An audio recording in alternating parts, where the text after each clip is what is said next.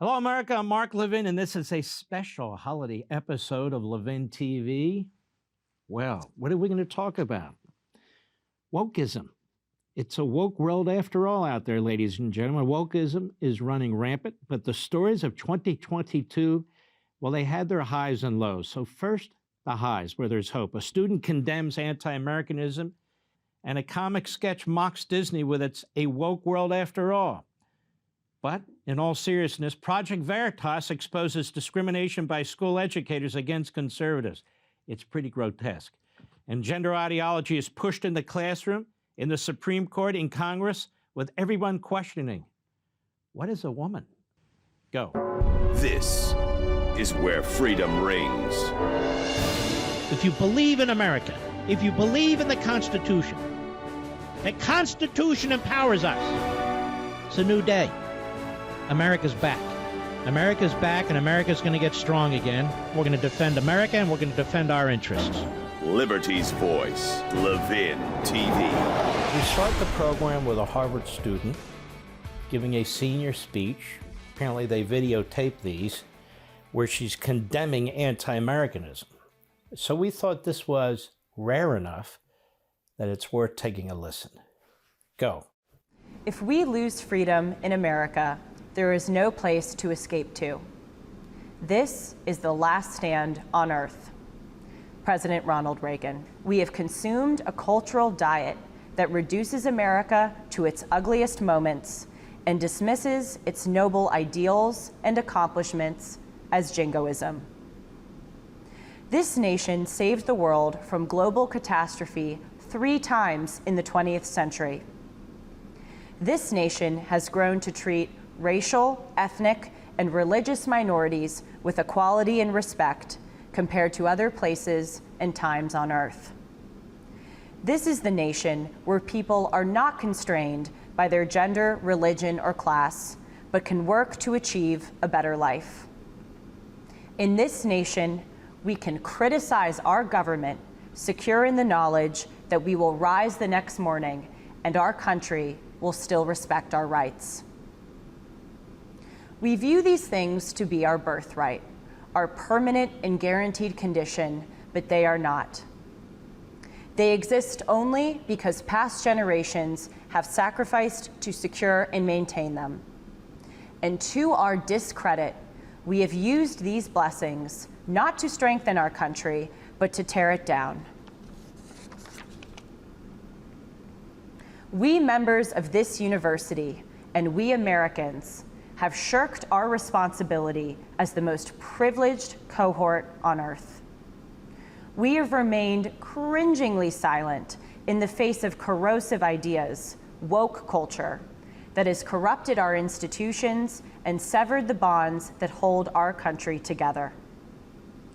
The New York Times won a Pulitzer Prize for reporting that the sole purpose of the American Revolution was to preserve slavery. And we remain silent. The Oregon Department of Education asserts that showing your work and finding the right answer in math is white supremacist. And we remain silent. The American Medical Association has stated that the U.S. should remove gender from birth certificates. And we remain silent. Howard Zinn, the author of the most widely read history text in American public schools, said that America has done, quote, more bad than good. And we remain silent. A huge percentage of the donations to the National Black Lives Matter organization have been spent on compensation and benefits, including several extravagant real estate purchases and questionable consulting contracts. And we remain silent.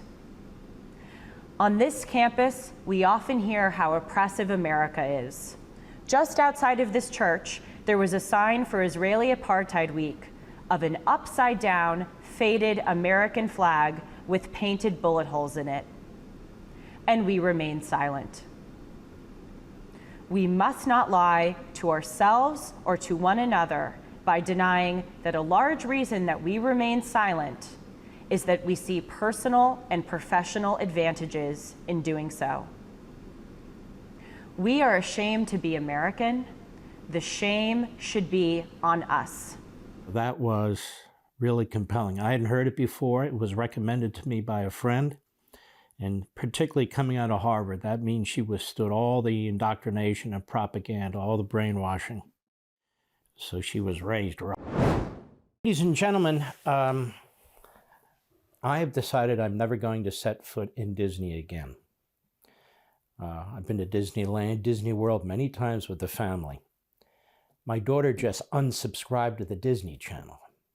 I would encourage you to do the same. They need to hear from you rather than a couple of hundred employees there. I'm telling you, Walt Disney was a conservative. He would be shocked at what's taking place here. And what are they objecting to? A law passed in Florida that would prevent teaching children about sex acts, about sex, about straight, about gay, about genitalia, and all the rest of it from preschool to third grade. Now, ladies and gentlemen, is that really asking too much? In third grade, what are you, 8 years old? Of course, in first grade, you're much younger than that. But all that said, pre-kindergarten, preschool to third grade, it ought to be all through elementary school. I don't remember learning any of this stuff in elementary school. Do you guys? Seriously? No.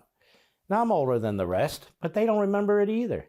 This agenda that is imposed on our children and so forth is appalling. We fought critical race theory. Now we have to fight this. You're allowed to say gay in the classroom. It has nothing to do with that. But my question to you is this: why even bring it up? You're supposed to be teaching the basics. You're not supposed to be teaching anything related to sex or debates about those issues. And so it's just incredible to me. And so my wife, Julie, sent to the family this video that was on YouTube, apparently produced in 2021. It's beautifully produced. It just shows you how the people who produced this knew exactly what was going on at Disney and how long it would go on. I want to encourage you to watch this. Go. Ladies and gentlemen, boys and girls, welcome to It's a Woke World.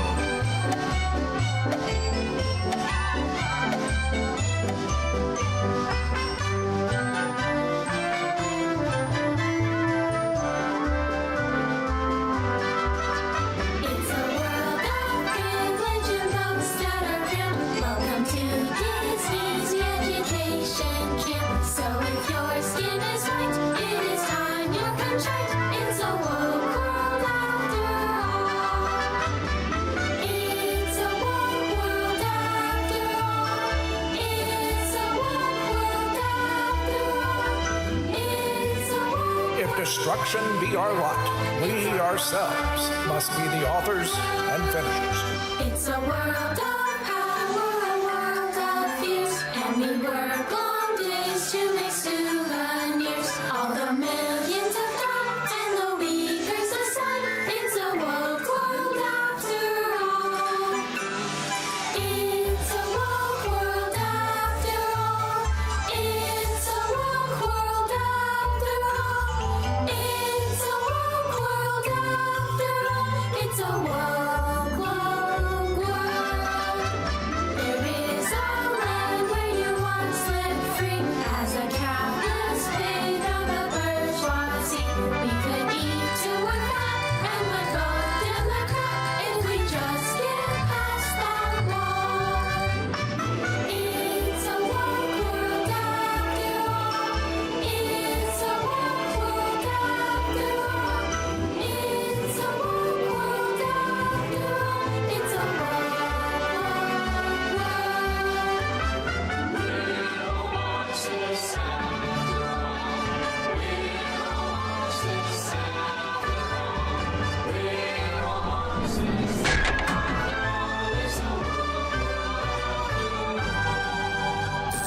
Call them all a bunch of communists, and I believe they are. Well, that speaks for itself. Doesn't need anything additional from me, I don't think.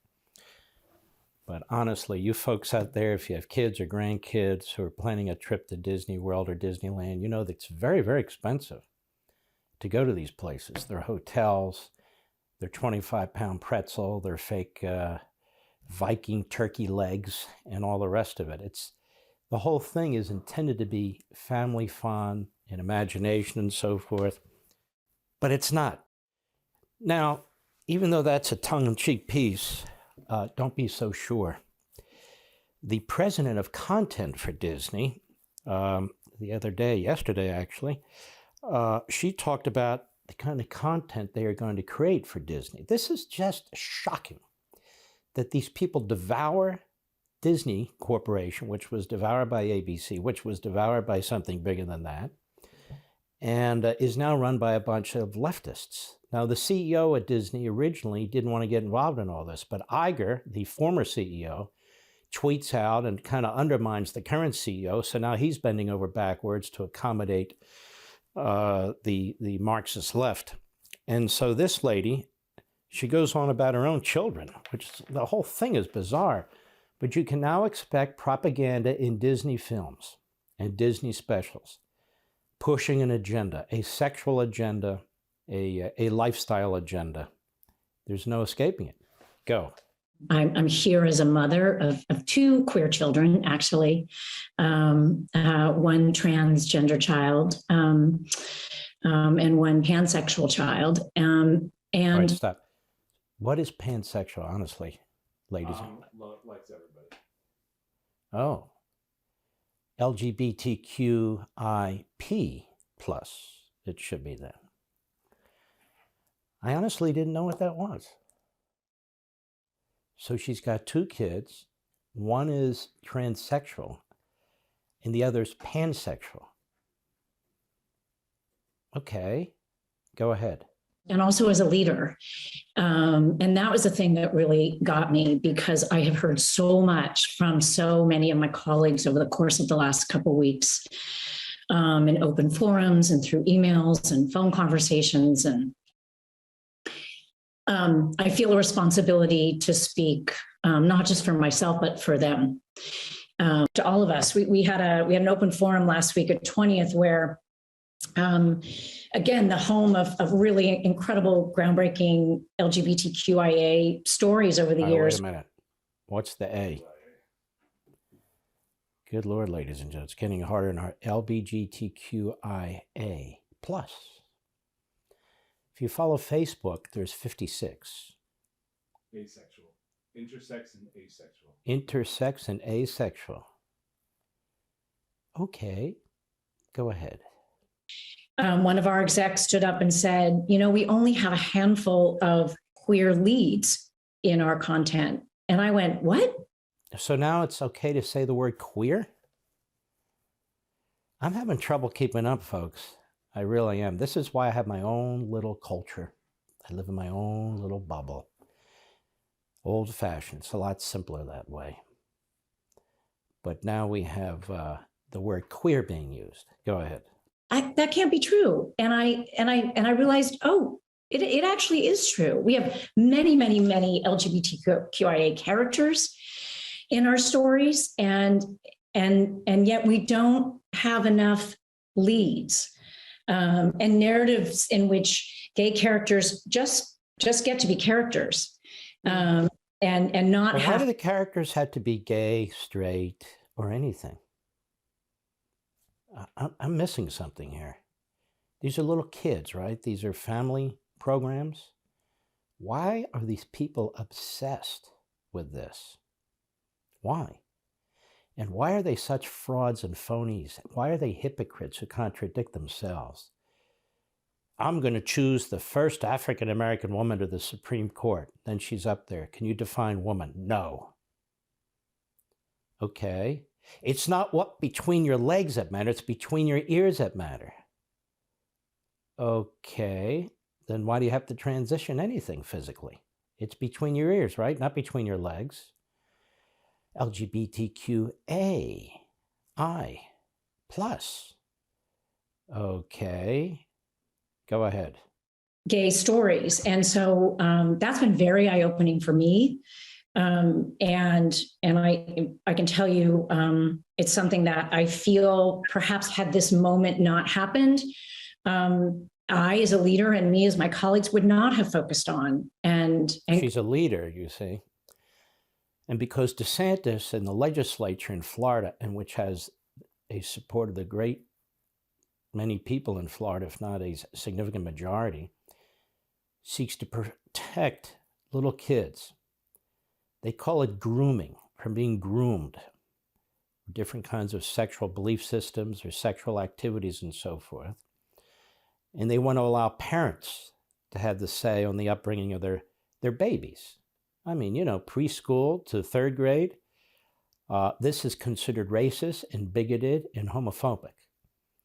And Hollywood's all in with indoctrination. Disney now is all in. They have this woman who is the person in charge of content.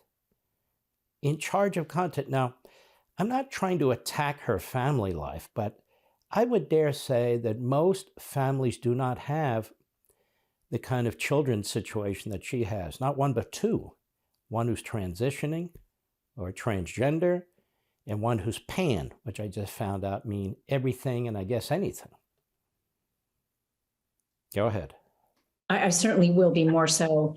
I know that we will be, and I hope this is a moment where, shoot, the 50% of the tears, sorry, are coming. We just don't allow each other to go backwards. Okay, let me help you, ma'am. This is not your personal company. This is a public company.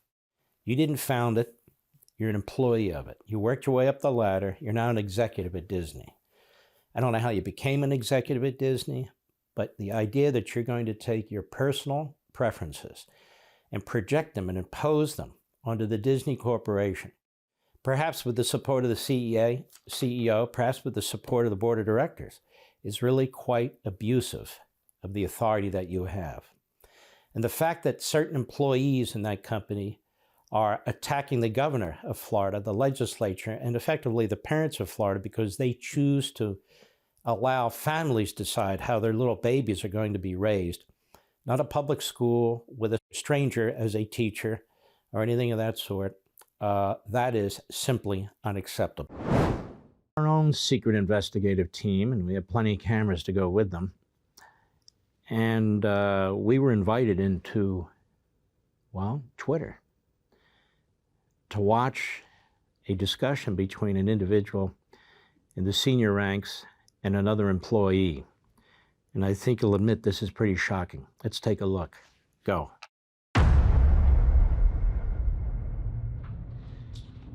Dr. Pollen, I'm your 2 o'clock. Oh, hey, Mandy.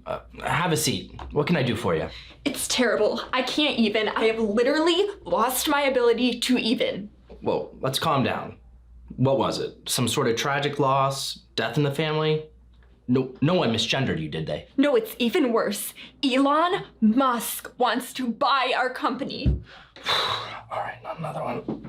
All right, just tell me, what is it about Elon buying Twitter that actually bothers you? And remember, this is a safe space. There's no judgment here. If he buys our free speech platform, people will be able to have free speech on our platform.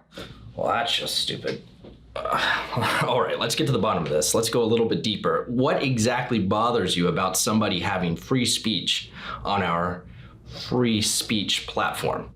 If we don't have the unilateral power to ban ideas we don't like, we'd actually have to discuss and defend our ideas based on their own merit. And what's the problem with that? It's just everyone who disagrees with me is a Nazi. So it's imperative that I change their mind with force and violence.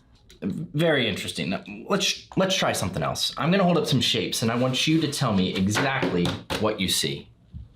Nazis, Nazis, Nazis. That one kind of looks like a lip. Nazis, Nazis, Adolf Hitler, Nazis. Oh, I know that one. It's the Hindu symbol for peace. Namaste. Nazis, Nazis, Donald Trump. No, wait, it's still Nazis. Fascinating. Now, I'm gonna ask you a question. I want you to answer honestly. Is Elon in the room with us right now? Yes, I see him at work. I see him at Whole Foods. I see him when I get into my Tesla. He's everywhere.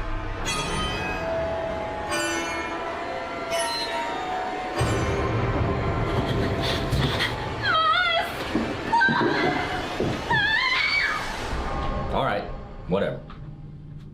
Next. Hey, Doc. Why do you have these pictures of my mom? This is the Babylon Bee, which is absolutely fantastic. I think they were banned from Twitter or Facebook, weren't they, for a period of time? Because their jokes offended. Now think about that. Their jokes offended. How much worse could Twitter get? Not at all, I don't think.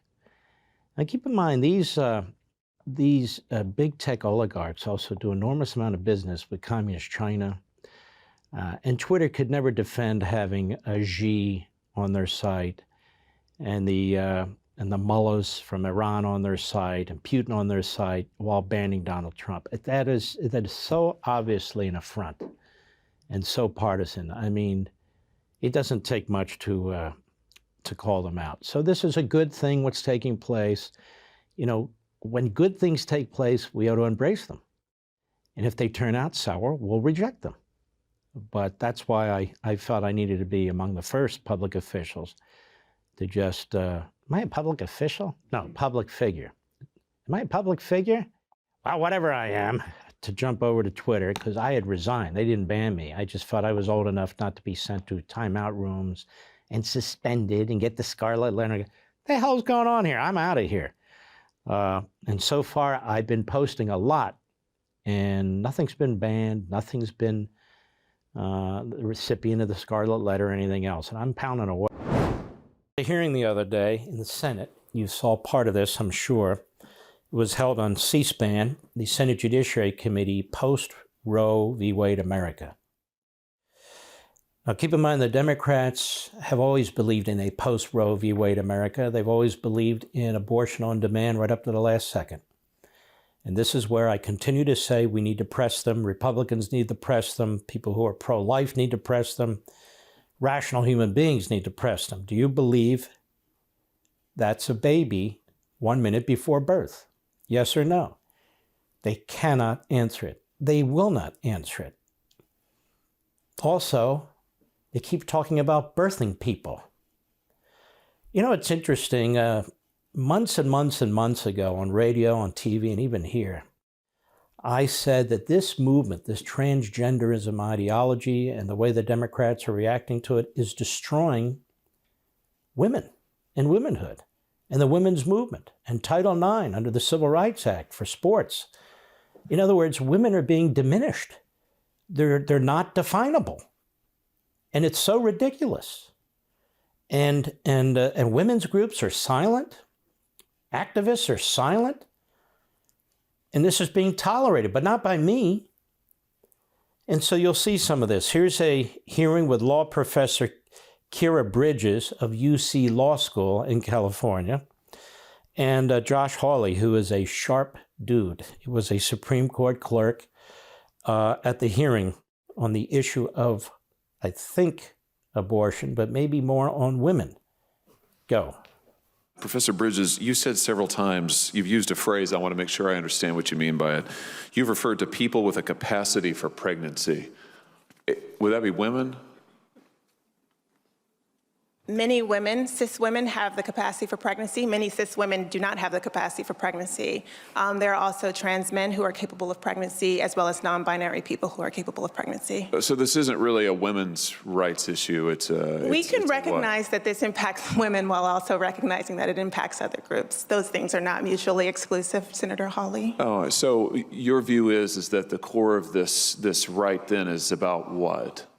So I want to recognize that your line of questioning is transphobic, and it opens up trans people to violence by not recognizing that. Wow, you're saying that I'm opening up people to violence by asking whether or not women are the folks who can have pregnancies? So I want to note that 1 out of 5 transgender persons have attempted suicide.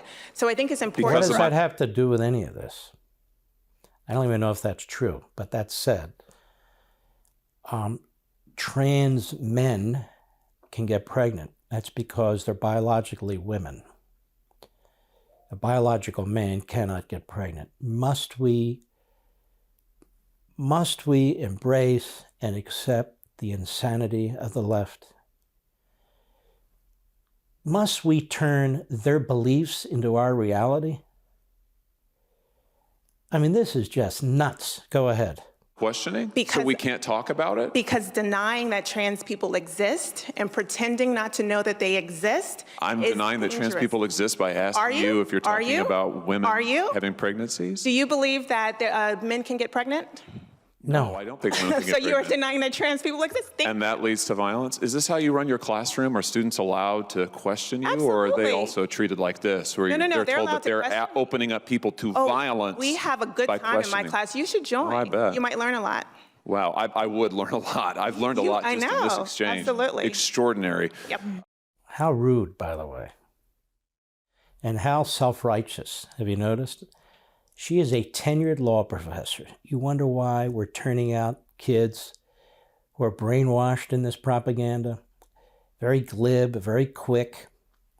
The fact of the matter is, they want to follow the science when they can impose vaccines or masks or what have you, and they don't want to follow the science when it comes to the sexual organs of men and women and the definition of a woman and the definition of a man. Now, what's interesting about her testimony, if you really think about it at its core, it's not much different than our new Supreme Court Justice, Justice Jackson, who refused to define a woman for the very same reasons this law professor said what she said. And so she is going to be, without a question, this new justice, a vote for this insanity. A vote for this insanity. I wonder if conservatives will be marching up and down her streets and yelling with their young kids and chasing them down at restaurants and so forth. You know they won't. First of all, a woman 6 weeks ago couldn't be defined. Now we're talking about women's rights. Same party. Then a baby's not a baby, it's just a choice, even though the baby is viable. This is the insanity that you have to embrace if you embrace the Democrat Party and their agenda. But even that aside, the independence of the Supreme Court, the leak that took place, as soon as that occurred, I said, and I told you, that they will celebrate the leaker, even though the leaker will be disbarred. Maybe. They will celebrate the leaker as some kind of a civil rights icon, some kind of a woman's rights icon, even though that leaker has done grave damage to the Supreme Court in the entire process. It won't matter. Because why? Because of this. I keep returning to this. The ends justify the means.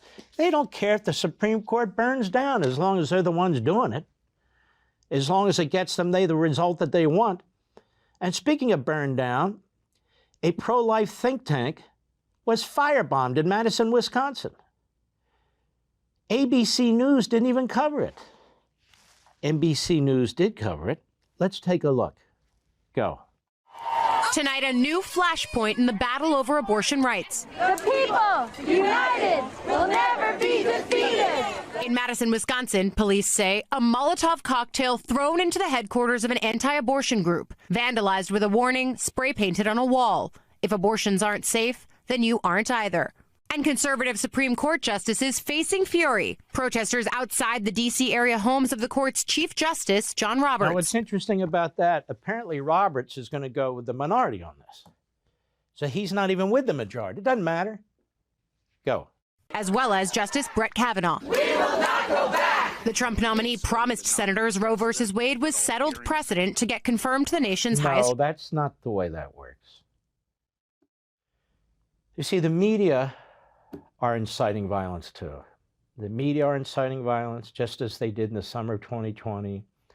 The Democrats are inciting violence. They think this was the ticket to getting Biden elected, in addition to all the hanky-panky that went on in the election, all the violations of the federal Constitution. This is what they're hoping, that Americans will forget their fate on the border when it comes to prices, coming food shortages, baby formula shortages, big baby formula must be behind it. You know, sort of that kind of thing. Judicial precedent means that a court has issued a ruling that binds the lower courts, the circuit courts and the district courts. And unless that precedent is changed, that precedent is standing. Now, in terms of Roe versus Wade is standing precedent, if a court gets facts or it gets a case that raises questions about the prior case, it's not supposed to ignore it.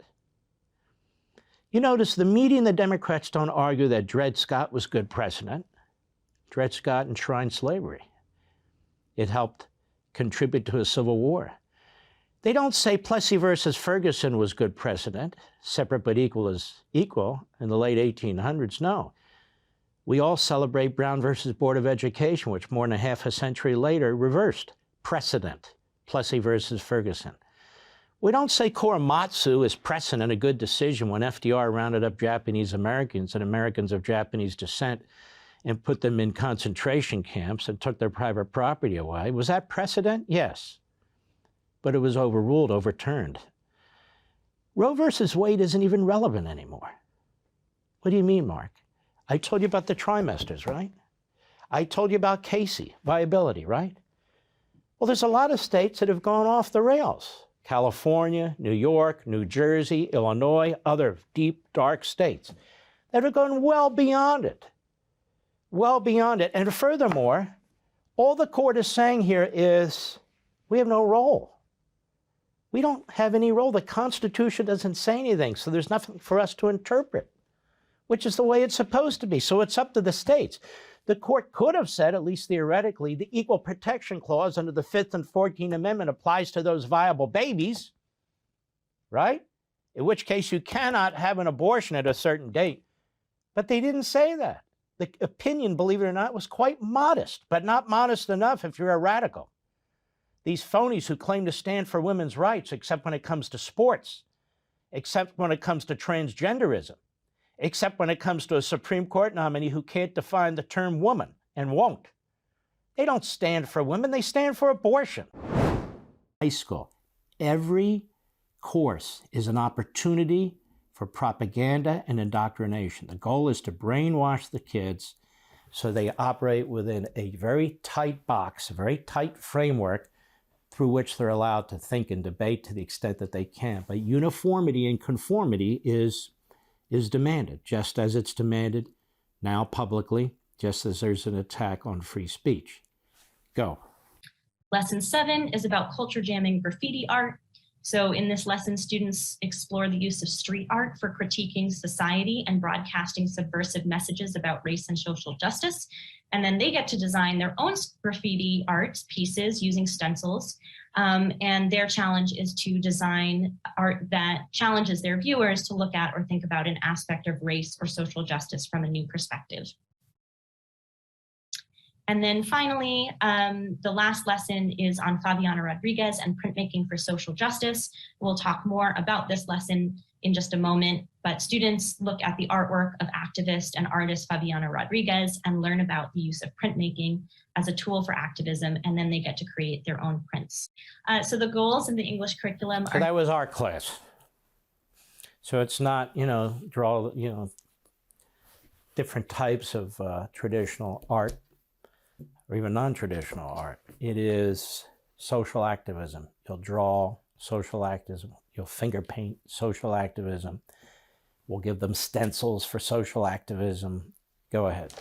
Literature to teach students about themselves and others, to support students in grappling with themes of race, identity, and intersectionality, to help students think more expansively about what constitutes a text, and to demonstrate that all texts grapple with identity and race, either explicitly or implicitly.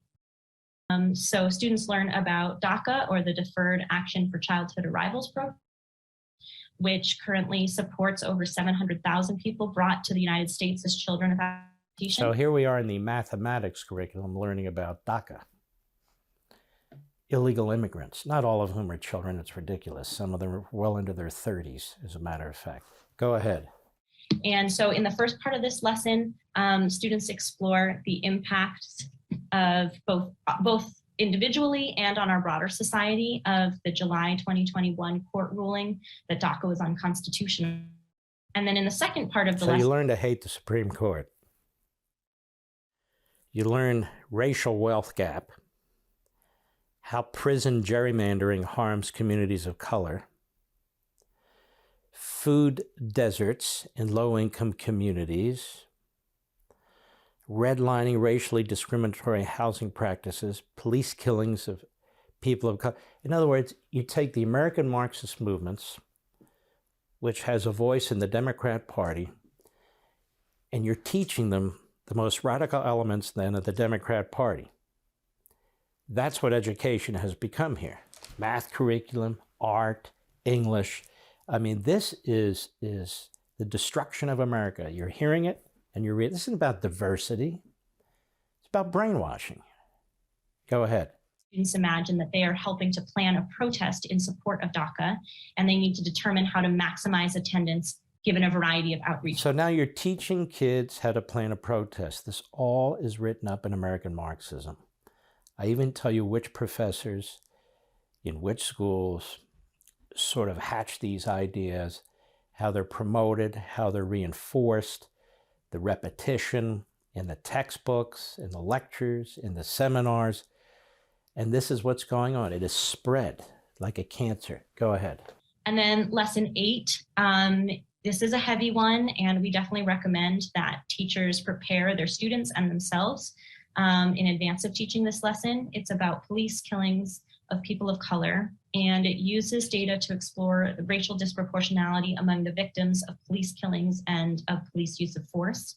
So students examine real world data to determine that. So when you look at this, you're taking apart society. This is only math. Remember, they already had art and English, I think. But this is math. Well, where's algebra up there? Where's anything up there? These are the lesson topics for math curriculum review. How are people going to learn this stuff that they need to operate outside society? Well, they're not. You're creating revolutionaries to do what? To tear the country to pieces. Go ahead. World data to determine that Black and Latinx people are killed by police at rates proportionate to their overall representation. This is so ridiculous. We've been through the statistics. And of course, the murder that's taking place in this country is disproportionate among colored people, by colored people. It is the greatest civil rights issue of our time, and that won't be discussed. Go ahead. Population. And then they examine data that debunk the misperception that police kill more Black and Latinx people because those people commit more crimes. And then finally, they consider what it would take to eliminate these disparities. Lesson 6 is about how healthy bodies come in all sizes. This lesson addresses how health can be experienced at every size and debunks the notion that health is defined by body size. Students will learn about how weight-based discrimination. Okay, let me interpret this. That health is not determined by body size. What does that mean? That means, and this is how they camouflage this stuff, that they can talk about transsexualism and all the other isms just because these are little kids, you know, little bodies, little kids. These are health issues, not moral issues. Abortion. Just because they're little kids doesn't mean we can't talk to them about it, because abortion is a health issue. So this is what they mean. These are all health issues.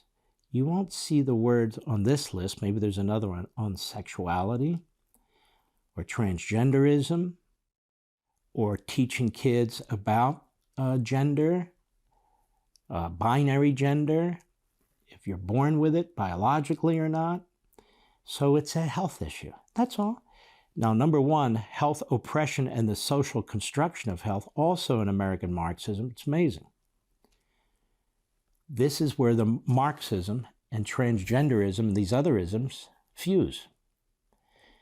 Their argument is that the binary sexes, a male with his genitalia, a female with her genitalia, that the only reason we accept this whole notion of binaryism is because of health oppression and social construction.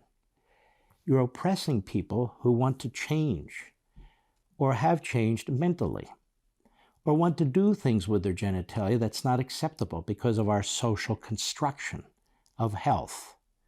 So health oppression, social construction. You see how devious this is? Go ahead. Often intersects with racial and gender discrimination, and how to think more holistically and inclusively. This is about intersectionality. So if you happen to be a Hispanic individual who has transgendered or is seeking to transgender and whatever else, that's called intersectionality. So you have a double negative by existing society. And so you're oppressed, you're discriminated against because of two reasons. Number one, you're a person of color, and number two, you don't accept the binary choices of social construction that's been imposed on us by the white dominant Christian Judeo society. That's what this is. Go ahead. Lesson 7 is on redefining beauty. In this lesson, students examine how beauty is defined socially and how the beauty ideal is based in racism, sexism, and ableism, yet harms all of us. And then students learn how to dismantle these narrow standards of beauty. And then finally, lesson 8 looks at ancestral trauma and radical empathy.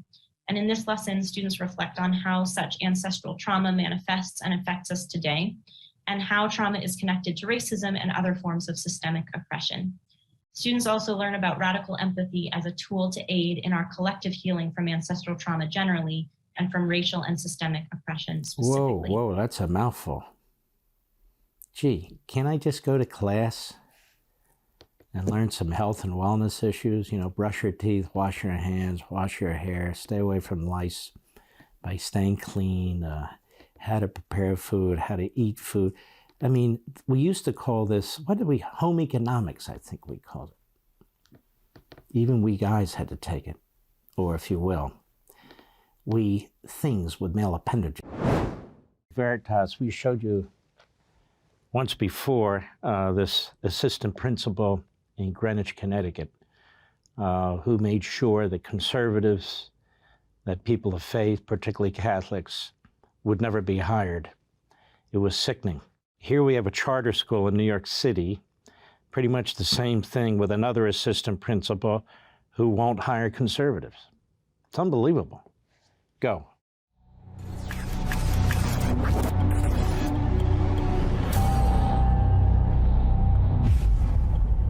Meet Todd Soper, assistant principal of neighborhood charter schools in Harlem. He's in charge of more than 670 students. Like Jeremy Boland, the vice principal in Connecticut, he also refuses to hire conservatives and has a line of questioning to reveal their political views. What would you do, though, as a principal if you knew there was a conservative applying? Would you hire such a person? Yeah. We have very specific questions, and ultimately, our diversity, equity, and inclusion question, our DEI question is, it's very telling if somebody has done a lot of work within themselves, within the profession. But even conservative, even Republican. And it comes out, if people don't answer that question right, they're just an automatic not what? Give me an example of not answering that question.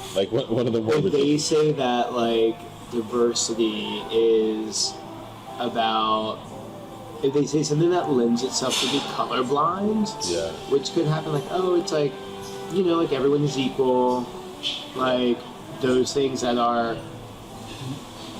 well-intentioned statements, but they're missing the depth of understanding of how the intersections of our identity live out in the world. You need to understand, these people do not believe in the competition of ideas. They do not believe in free speech.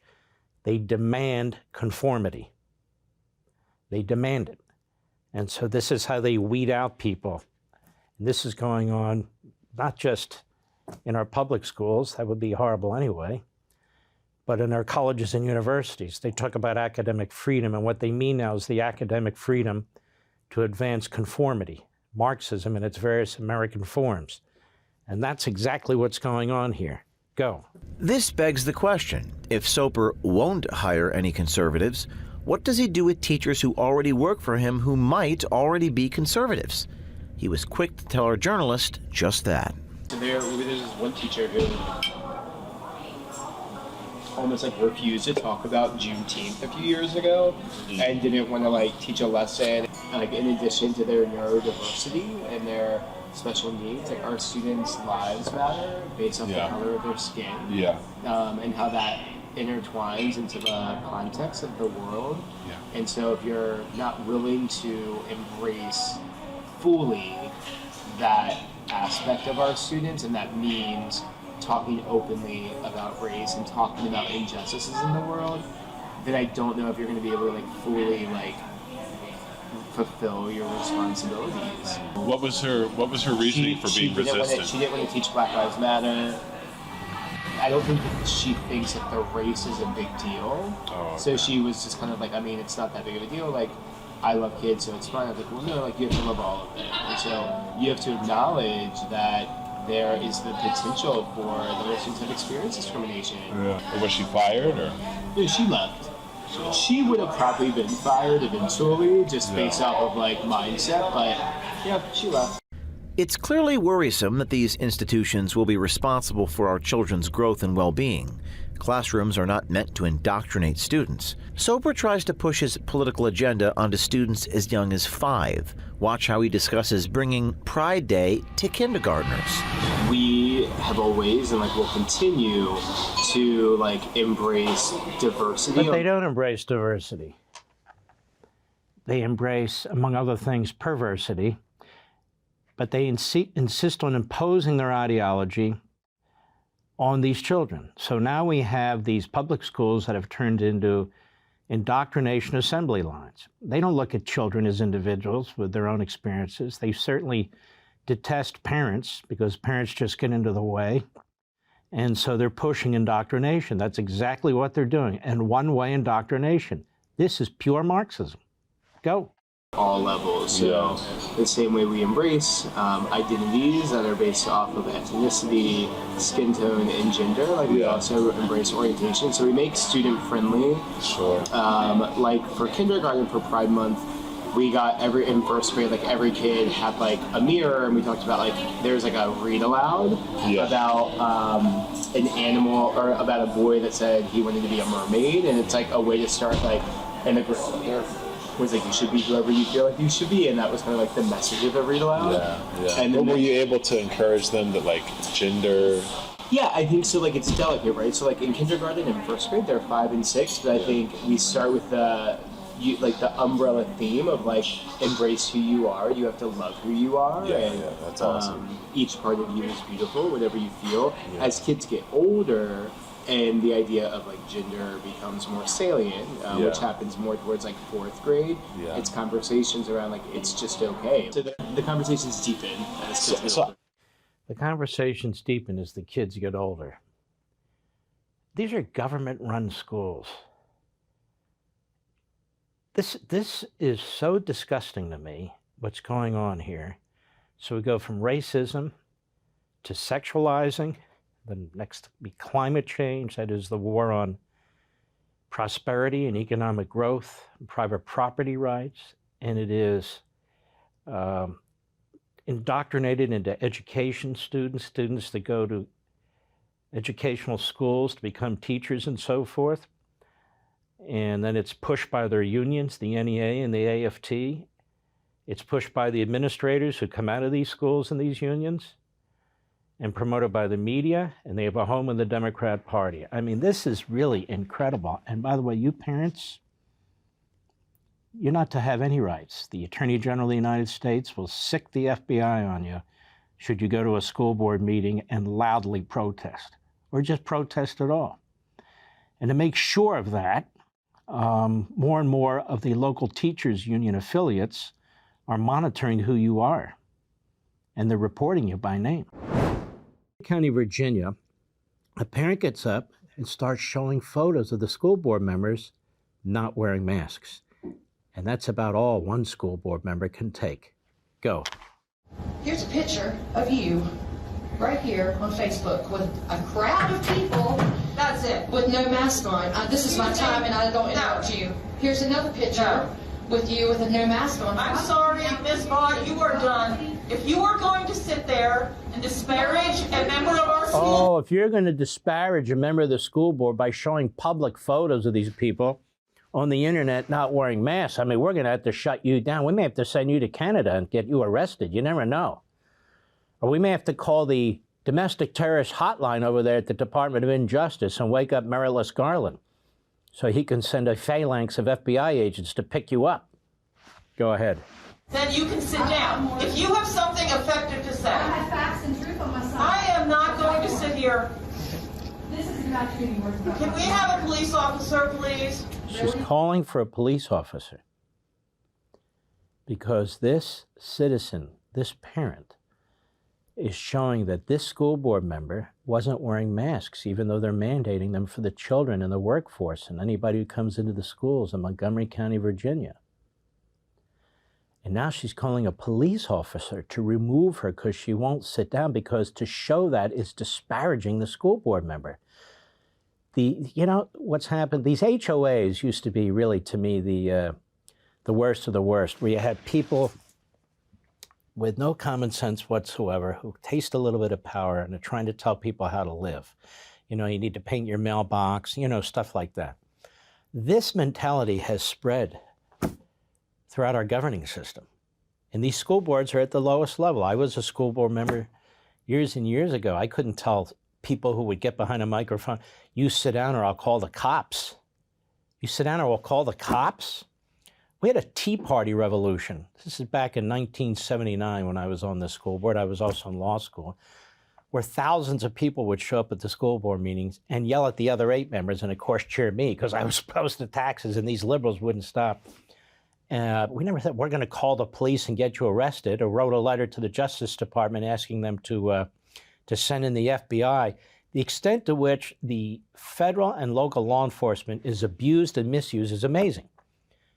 On the one hand, we're told they're systematically racist. And on the other hand, when they're ordered to turn on the citizenry, they're the greatest people in the world. These politicians are disgusting. Go. I've had to listen to people come and criticize me. People came here and criticized you last year. Absolutely.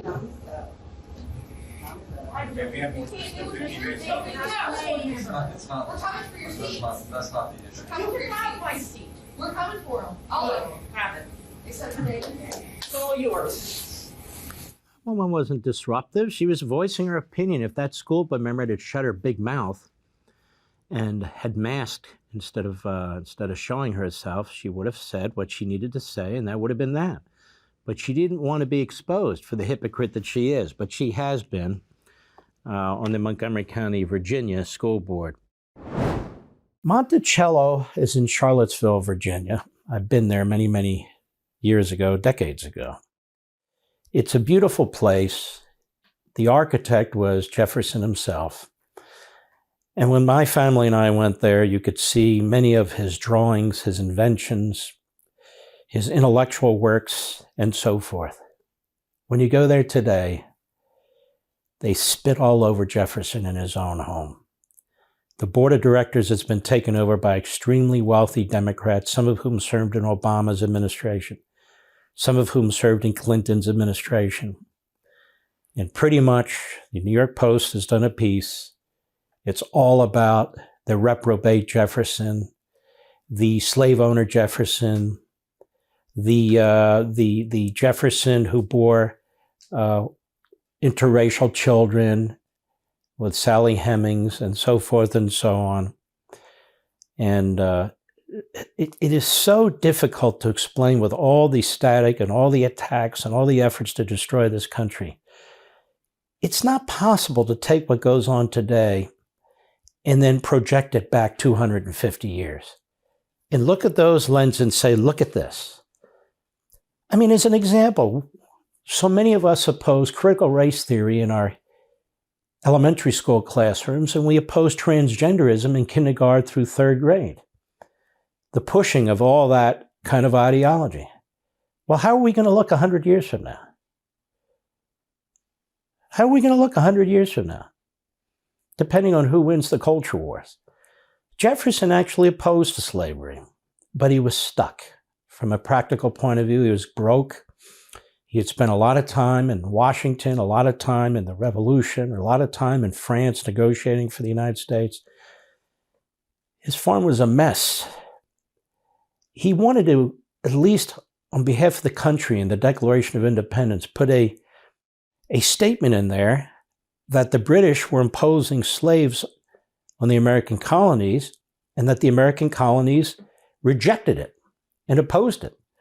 And but for Georgia and South Carolina that threatened to leave, that would have been in there. But they needed to create their nation. They created the United States of America. And really, a generation or two later, this issue of slavery didn't go away. The issue of slavery had been building and building and building since even before America was founded. There were a lot of people who opposed it, even in the South. And so what happened? It came to a head. We're the only nation on the face of the earth that fought a full-out civil war to end slavery. And the president who led that effort was assassinated for it, which set the nation back decades. And the vestiges of it, the Klan, the courts, Supreme Court, its ruling in Plessy versus Ferguson and other rulings, they had to be fought one decade at a time, and they were. This is the freest country, the most diverse country, the most equal country on the face of the earth. That's why people keep having to refer to slavery 250 years ago. There's slavery going on in the world today. Today. In Southeast Asia, in the Middle East, in Africa, in China, in Russia, and even Marxist regimes. What do you call them? Those are slave states. You can't point to a single Marxist regime where people are free. They're free to express themselves the way we are here under the Bill of Rights. You can't point to a single Marxist nation in which people aren't slaves to the state, where people are happy and prosperous, and you have a vital economy. You can't point to any of them. China's a vital. No, China doesn't. It stole everything from us. So let's take a listen. Fox and Friends on the Weekend. Go. Recent visitors to Monticello, the estate he designed, where his library is, I've been there, it's a beautiful thing to see, take your kids to, have noticed that the whole tone of how Thomas Jefferson is described has changed. And it's overwhelmingly negative. You go to visit the legacy of Thomas Jefferson and you learn about what a terrible person Thomas Jefferson was. Here's a sign that greets visitors at Monticello when you arrive. It says, "Is all men are created equal being lived up to in our own country today? When will we know when it is?" And here's a quote from a visitor. William Bales of Chester, Virginia, wrote in an online review about visiting Monticello, half of the comments on Jefferson were critical. Even my 11-year-old daughter noticed the bias. So, guys, they're not just doing it in our classrooms and our textbooks. They're doing it in the places we visit and how they describe our founders. Yeah, if you go to the gift store, and by the way, it's not limited to Montpelier. I visited many of these homes. I did a series for Fox Nation on America's First Ladies, and so I went to these homes, and that is definitely what I picked up from all of this, that there is a reorienting, reconstructing of the history to basically make sure that the idea that they had slaves is on the same level as what they did for our country, which is interesting because there were slaves, in the Middle East. There's slaves across, human history. I get that. It's a terrible history. We should talk about it. But we should not feel guilty or ashamed of our leaders when we go and visit the people who brought us the Constitution, the Declaration of Independence. You leave feeling that way. By the way, Joey, before you go, when you go to the gift stores, you will find prominently displayed Ibram Kendi and Tisha Coates. All of their books on anti-racism are on display there. Yeah, it's guilt fourth and forthright. Listen, if you go to Monticello, if you go to Mount Vernon, you can't visit those places without seeing where the slaves lived and the work they had to do and the impact they had. These were great men as far as their ideas go, but they were able to build this on the backs of slaves, and we honor that, and we talk about that. That's different than rewriting the importance of Jefferson, the importance of Washington, or whoever it may be. And why have Monticello at all if you're only going to use it for grievance? Yeah. Celebrate the little part of these mostly men that was exceptionally good, and understand that none of them were perfect. Unlike the men that lead us today, all of whom apparently are perfect, right? This is so ubiquitous that it isn't just happening spontaneously. This is a movement that has found strength. This has found a force in the largest political party in the country, the Democrat Party. And the Democrat Party that promoted slavery and segregation, the Democrat Party that promoted racism, is now promoting the destruction of America. It's, as I've said over and over again for a long time, it's not a party that's ever really embraced the country, Americanism. And now to take Jefferson's home, the third president, considered, if not the greatest, one of the greatest founders, one of the greatest thinkers of his time, an enormous influence. We wouldn't have our country but for him and others. And you wouldn't have the freedom you have. Look what they've done to his home. What do you think they are doing to Karl Marx's home, and Mao's home, and Lenin's home? Those statues being pulled down? Are they putting signs around them, reminding people how many people were slaughtered, the genocides that took place, how many people? No. Only in America do we destroy ourselves. We're committing suicide in this country. Not you and me, but this minority of leftists that have devoured our culture, whether they be in the media, the Democrat Party, or our universities and colleges, or here, for God's sakes, at Monticello. I have a beautiful, beautiful painting of George Washington. And I won't get into the whole history of it. Maybe one of these shows I will. But it was painted when he was alive. He sat for it. And it's, to me, one of my greatest treasures, something I value. It hangs over our fireplace. And it took me a year or two to acquire it. Most of the other items I've acquired, I've given to Hillsdale. One piece I gave to Mount Vernon. It was the last lease on Mount Vernon signed by then Colonel Washington in 1760. And on that lease, it mentions what comes along with the plantation. You know, barrel of this, a bushel of that, and a handful of slaves. I thought that would be important. So I donated that to Mount Vernon. Next thing I know, they displayed it for 6 months, and then they pushed it away in their library that's behind a door that's vaulted. I said that wasn't the purpose of that. But I was thinking about giving this painting one day, maybe when I'm gone, to Mount Vernon, sending it home. But I can't if it's going to become woke. And I don't know that Mount Vernon has, but I'm going to keep an eye on it.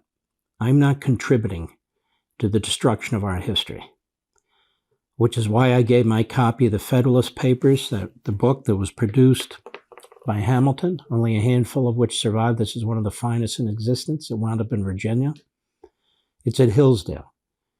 This is why I gave the letter that was signed about 2.5 weeks before the Battle of Bunker Hill, really Breed's Hill, by Dr. Warren and others, begging the New York Assembly for gunpowder.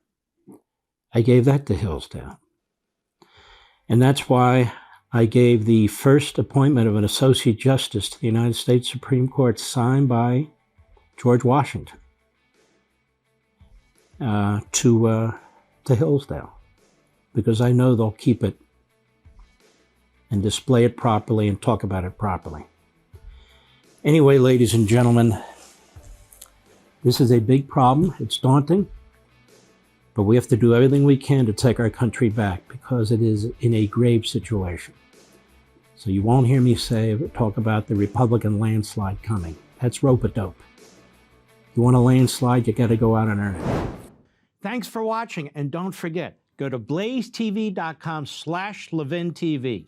blazetv.com/LevinTV. Use promo code MARK20, MARK20, and you'll get $20 off that annual subscription. So if you're renewing, make sure you do it. If you're giving it as a gift, please make sure you do it. And we'll see you next time.